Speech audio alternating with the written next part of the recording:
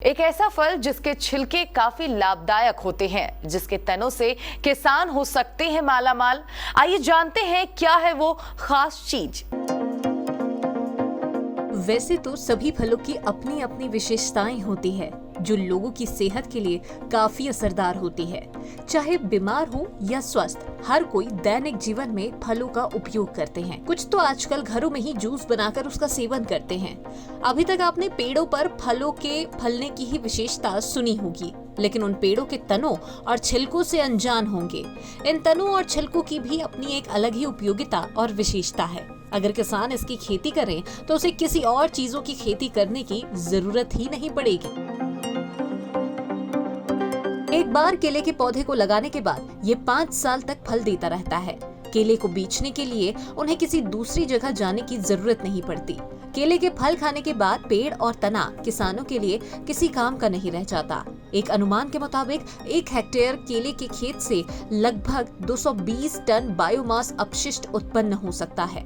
इन कचरे को आमतौर पर किसान द्वारा फेंक दिया जाता है या जला दिया जाता है। केले के पेड़ के कचरे को अगर ठीक से प्रबंधित नहीं किया गया तो यह पर्यावरण के लिए समस्या भी पैदा कर सकता है।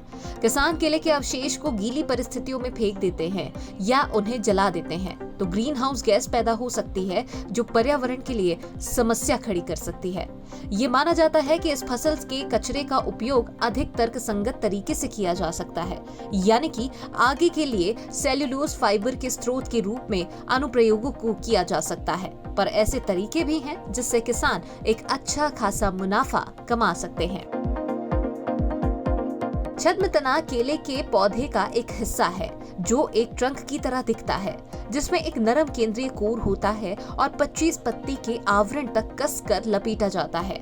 ये पत्ते म्यान तने से खुलते हैं और परिपक्व होने पर पहचानने योग्य केले के पत्तों में बदल जाते हैं।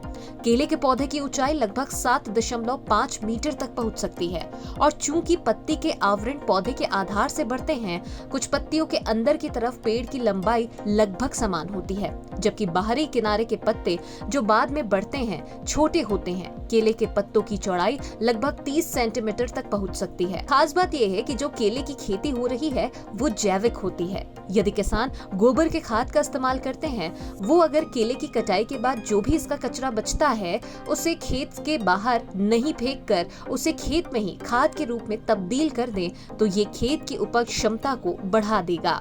इस तरह किसान एक बेहतर खाद का भी निर्माण कर अपनी फसलों की उपज बढ़ा सकते हैं।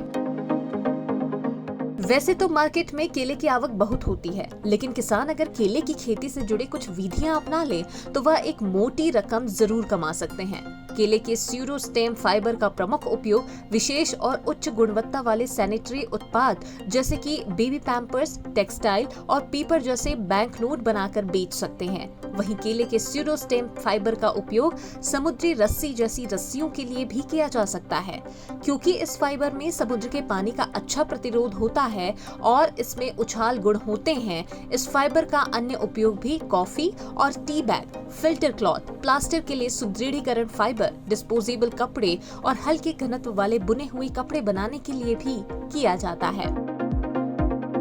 यूं तो केले के फल की बिक्री इतनी ज्यादा मात्रा में होती है कि उसमें किसान अच्छा खासा कमा लेते हैं, पर अगर वो फल के साथ साथ उसके छिलकों और लकड़ियों का उपयोग कर उससे बनने वाली चीजों का निर्माण भी करने लग जाएं, तो वो और ज्यादा मात्रा में कमा सकेंगे।